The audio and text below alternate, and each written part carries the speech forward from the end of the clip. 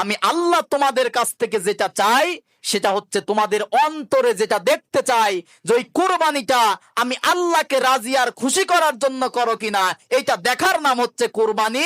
এটার নাম হচ্ছে তাকওয়ার শিক্ষা দেওয়ার জন্যই আল্লাহ পাক কুরবানি দিয়েছে। কোন সুবহানাল্লাহ। পশুর গলায় ছুরি দিয়ে যেরকম ভাবে রক্ত প্রবাহিত করে বের করে দেয়, ওই রক্ত ওই পশু কুরবানির মাধ্যম দিয়ে আমার আপনার মনের মধ্যে যে পশুত্ব আছে, হিংসা, অহংকার, লোভ আছে, ওই রক্তের মতো বের করে দেওয়ার নাম হচ্ছে কোরআনের শিক্ষা। আল্লাহ পাক বলতেছে আমার নামাজ, কুরবানি, ওয়া মাহইয়ায়া ওয়া মামাতি, আমার জীবন আমার মরণ, লিল্লাহি রাব্বিল আলামিন, কার জন্য? এক কথা, আমার নামাজ, আমার কুরবানি, আমার রোজা, আমার হজ, আমার যাকাত, আমার দান, আমার সদাকা, আমার বিয়া, আমার ব্যবসা, আমার বাণিজ্য, আমার চাকরি, আমার জীবন যৌবন, সবকিছু একমাত্র কার জন্য? সবাই বলেন কার জন্য? সূরা মাইদার 27 নম্বর আয়াতে সে কথা তুলে ধরছেন। আল্লাহ রাব্বুল আলামিন বলেন, ওয়াতুলু আলাইহিম নাবা আবনা আদামা বিল হক ইয ক্বাররাবা কুরবানান ফাতুকুব্বিলা মিন আহাদিহিমা ওয়া লাম ইতাকাব্বাল মিনাল আখর। জোরে বলুন আল্লাহু আকবার। আল্লাহ রাব্বুল আলামিন আমাদের নবীকে বলতেছেন, অতলু, আপনি তেলাওয়াত করেন, বর্ণনা করেন, ওয়াজ করেন, ব্যাখ্যা করেন। ওয়াতলু আলাইহিম নাবা ইবনে আদম, আপনার পিতা আদমের 2 সন্তানের কুরবানির কথা আপনি বর্ণনা করেন, বিল হক, সত্য ঘটনা, সত্য সহকারে বর্ণনা করেন। হাবিল আর কাবিল যখন কোরবানি দিল, আল্লাহ পাক বললেন, ইয ক্বাররাবা কুরবা, তোমরা 2 ভাই 2টা পশু কুরবানি করো। যার মনের মধ্যে তাকওয়া বেশি, আল্লাহর ভয় বেশি, তার কুরবানিটা আল্লাহ রাব্বুল আলামিন কবুল করে নেবে। 2টা পশু কুরবানি করে 2 ভাই ফাঁকা জায়গায় রেখে আসো। হাবিল আর কাবিল, আদম আলাইহিস সালাতু ওয়াস সালামের 2টা সন্তান, নাম কি? হাবিল আর কাবিল। 2 জন ফাঁকা জায়গায় রেখে আসলো। এর মধ্য থেকে মিন আহাদিহিমা ওয়ালাম ইতাকাব্বাল মিনাল আখর, হাবিলের কুরবানিটা আল্লাহ রাব্বুল আলামিনের এক ধরনের আলোর রোশনি এসে সেই ছাগল ও দুম্বাস যেটা সেই সময় ছিল সেটা জ্বলিয়ে পুড়িয়ে নিঃশেষ করে দিয়ে আল্লাহ কবুল করে নিল। কাবিলেরটা পড়ে থাকলো, তার মানে কাবিলেরটা আল্লাহর দরবারে কবুল হয় নাই। এখন কাবিল তো খুব খুশি নাকি? কাবিল বলতেছেন, ওয়ালাম ইতাকাব্বাল মিনাল আখর, তোরে আমি হত্যা করব। নাউজুবিল্লাহ। কোন কবুল হয় নাই ওর কুরবানি, দোষ দিচ্ছে ওর ভাইয়ের। অন্যায় করে একজন, দোষ দেয় আর একজনের, এমন খাজলাত তো এখন নাই, আছে? তার মানে ওর মধ্যে আছে ওই সেই কাবিলের পেতাত্তা, ঠিক কি না? নিজে অন্যায় অবৈধ কাজ করে, সমাজের নিরপরাধ ভালো মানুষের উপরে দোষটা চাপিয়ে দেয়। নাই এগুলো নাই? একটা আয়াত বলি, সূরা নিসা 112 নম্বর আয়াত। আল্লাহ রাব্বুল আলামিন বলেন, ওমাই ইয়াকিসিবি খতিয়াতান আও ইসমান সুম্মা ইয়ারমি বিহি বারিআন ফাকাদ ইহতামালা বুহতানাও ওয়া ইসমাম মুবিনা। জোরে বলুন আল্লাহু আকবার। আল্লাহ রাব্বুল আলামিন বলেন, ওমাই ইয়াকসিব খতিয়া, স্পষ্ট কথা। ক্ষতি মানে কি? ক্ষতি হয়ে যাওয়া, লোকসান। ওমাই ইয়াকসিব ক্ষতি, তাফসীর বোঝার জন্য আর কিছু না, একটু মনোযোগ দেন। আল্লাহ পাক বলতেছেন, এমন কিছু মানুষ আছে ক্ষতি করে, একটা অবৈধ অন্যায় খারাপ কাজ করার পরেও সমাজের নিরপরাধ মানুষের বিরুদ্ধে মিথ্যা কথা, গীবত, অপবাদ চাপিয়ে দেয়, আছে না নাই? মাসালা 2টা এখান থেকে। এক, কোন নিরপরাধ ব্যক্তির যদি অন্যায়ও করে, ওটা যদি কেউ বলে বেড়ায়, তার নাম গীবত। তার নাম কি? সবাই বলেন, গীবত। কিন্তু একজন দোষ করে নাই, তারপরে যদি মিথ্যা একটা গীবত পরচর্চা করে, তার নাম হচ্ছে অপবাদ দেওয়া, আরবিতে তহমত, বুহতান। কি? তহমত, অপবাদ। আল্লাহ পাক বলেন যারা এই কাজটা করবে, বুহতানা ওয়া ইসমাম মুবিনা, তারা যেন স্পষ্ট পাপের বোঝা পিছনে বহন করতেছে। নাউজুবিল্লাহ কোন। কিন্তু খালি চোখ দিয়ে সেটা দেখা যায় না, কিন্তু সেটা স্পষ্ট কি? পাপের বোঝা, গুনার কাজ। আল্লাহ এগুলো থেকে, গীবত, পরচর্চা, অপবাদ থেকে আমাদের হেফাজত করুন। সকলেই বলি আমিন। হত্যা করলো, ক্বালা লাআকতুলান্নাকা। তার ভাই বলতেছে, ভাই এই অপরাধে যদি আমাকে হত্যা করো, যে আমার কুরবানি কবুল হয়েছে আর তোমার কুরবানি কবুল হয় না, এ দোষ কি আমার? কারণ মানুষ কুরবানি যা করে, বলেন তো কুরবানি করে কার জন্য? সবাই বলেন। আল্লাহর জন্য কুরবানি করি, তাই না? আল্লাহ রাব্বুল আলামিন কোনদিন আসরের নামাজে কোরবানের দিন ফেরেশতা জিবরাইলকে পাঠাইছে, যা মির্জাপুর মসজিদে যা, যেহেতু বান্দা আমার জন্য কুরবানি করছে, গোস্ত, রক্ত, পোষ, চামড়া নিয়ে আয়। আসছে আপনাদের এলাকায় ফেরেশতা? তো কেমনে আল্লাহর জন্য কুরবানি হচ্ছে? আল্লাহ পাক সূরা হজের 38 নম্বর আয়াতের মধ্যে বলেন, আল্লাহ রাব্বুল আলামিন বলেন, লাইয়ালাল্লাহা লুহুমুহা ওয়ালা দিমাউহা ওয়ালাকিন ইয়ানালুহু তাকওয়া মিনকুম। আল্লাহু আকবার।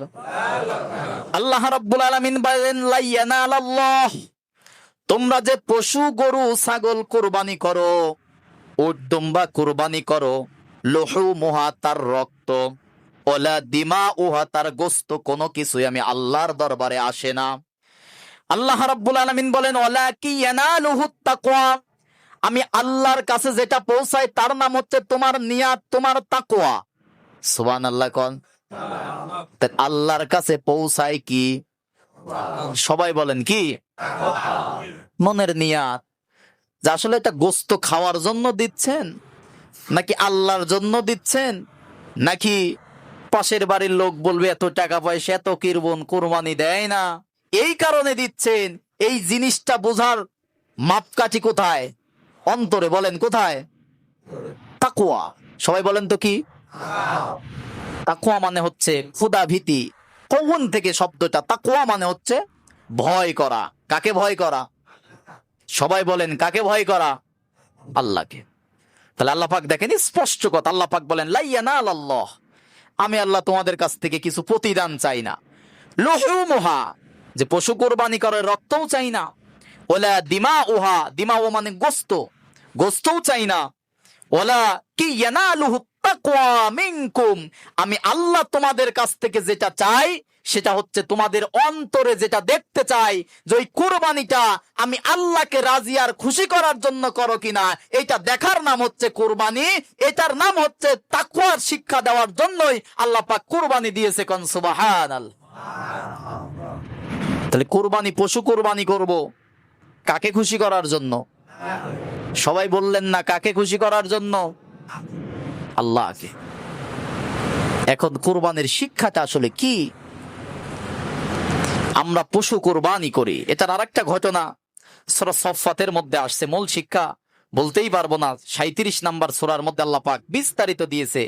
আসলে কোরআন এটা সমুদ্র বললে, মহাসমুদ্র বললে ভুল হবে। যুগ জামানা যত যাবে, কোরআনের ঘটনা তত যেন চির নতুন মনে হবে। কোন সুবহানাল্লাহ। আচ্ছা, আপনাদের কোরআন শুনলে কি খারাপ লাগে? খারাপ লাগে? এই যে সূরা ফাতিহা জন্মের পর থেকে শুনতেছি, আসলে কি খারাপ লাগে? আমি বিশ্ববিদ্যালয় থেকে কোরআনে তো অনার্স করতেছি, কত পড়া লাগে যে আমার। বিশ্বাস করেন, কোরআন আমার হাতে, আমার তো রাত বলেন দিন বলেন, আমার মোবাইলের মধ্যে কোরআন হাদিস এত বেশি পড়তে হয়। একই আয়াত যত পড়েছে, আবার যখন পড়ি মনে হয় নতুন আয়াত পড়তেছি। সুবহানাল্লাহ, জোরে কোন সুবহানাল্লাহ। পৃথিবীর মহাসত্য কি বলেন তো? এর উপরে আর কিছু আছে? বাড়িতে আছে না সবার? একটু পড়েন। আমার মতো হুজুর কি বলে বুঝতে পারবেন, একটু পড়েন।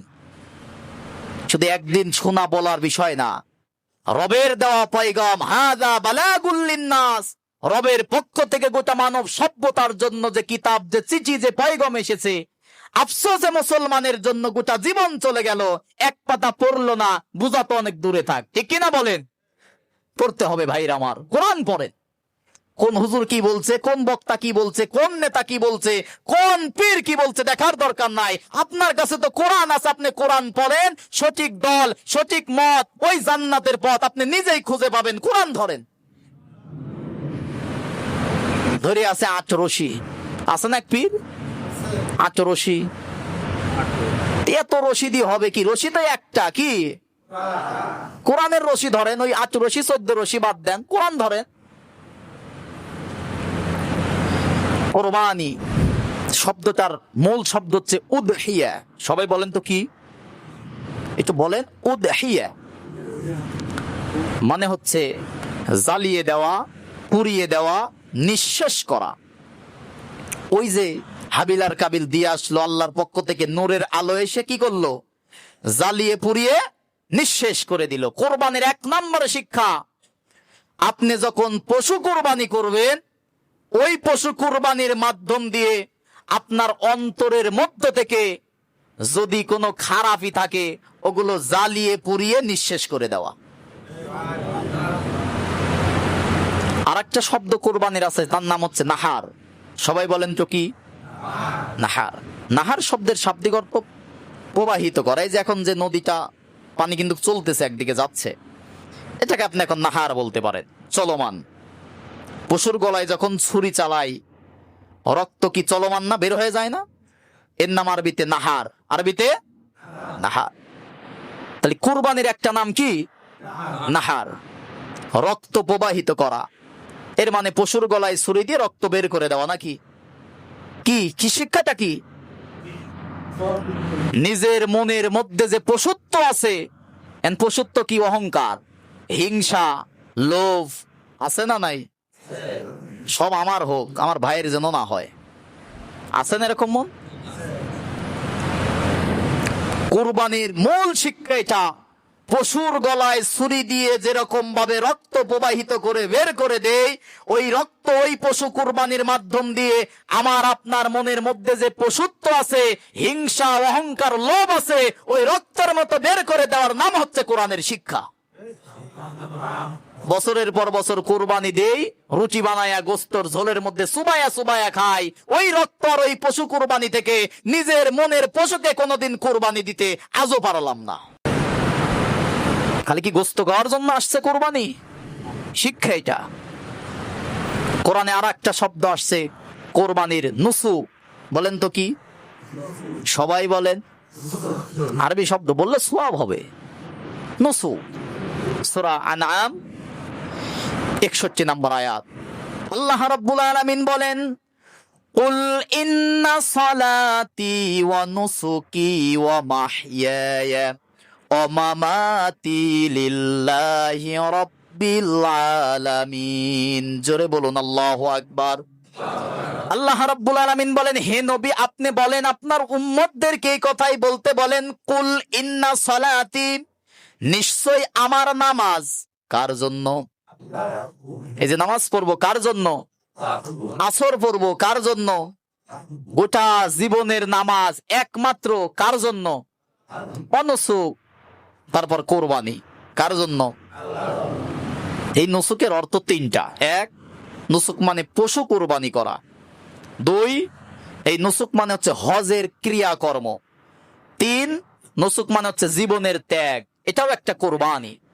ইসলামের জন্য, কোরআনের জন্য জেলে যাওয়া, জরিমানা দেওয়া, মিথ্যা মামলার শিকার হওয়া, এটাও কোরবানি, এটাও ত্যাগ। এই কোরবানিটা কার জন্য? শীতের সকালে ঠান্ডা পানি দিয়ে ওযু করে মসজিদে এসে নামাজ পড়া, এই ত্যাগ কার জন্য? এটার নাম নুসুক।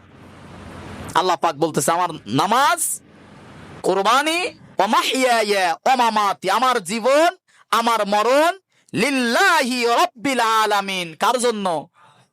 এক কথা, আমার নামাজ, আমার কুরবানি, আমার রোজা, আমার হজ, আমার জাকাত, আমার দান, আমার সদাকা, আমার বিয়া, আমার ব্যবসা, আমার বাণিজ্য, আমার চাকরি, আমার জীবন যৌবন, সবকিছু একমাত্র কার জন্য? সবাই বলেন কার জন্য? আল্লাহর জন্য। সবকিছু নিয়াতকে খোলাসা করেন, দুনিয়ার কোনো মানুষের জন্য নয়, একমাত্র রাজি খুশি করব কাকে? আল্লাহকে। তাহলে এই কুরবানি থেকে কি আমাদের মনের পশুত্ব কি কুরবানি করতে পারবো তো? বলেন। হিংসা করা যাবে, অহংকার করা যাবে। অহংকারের কি আছে আমাদের বলেন তো? এখন যদি এখানে মারা যায়, দম যদি বন্ধ হয়ে যায়, ধরে আমাকে নামাতে হবে, সিলাইবিহীন কাপড় পরে কবরে যাব। কিসের হুজুর, কিসের বক্তা, কিসের আলেম, কিসের ইমাম? 4 পয়সা দাম, মাটির তলে সব সমান, ঠিক কিনা বলেন? তবে দাম আছে ঈমান এবং আমল নিয়ে যদি যেতে পারি। কিন্তু মনের মধ্যে যদি লোভ, অহংকার থাকে, আল্লাহর জান্নাতে যেতে পারবো? তাহলে এই কুরবানি থেকে কে মনের পশুত্ব কুরবানি করার দরকার আছে না নাই? এটার জন্য কোরআন মানার দরকার আছে না নাই? দেখেন, অবাক হয়ে যাই। প্রথমেই বললাম না যে বর্তমান মানুষের চরিত্র শুকুর আর কুকুরের চেয়েও নিকৃষ্ট হয়েছে।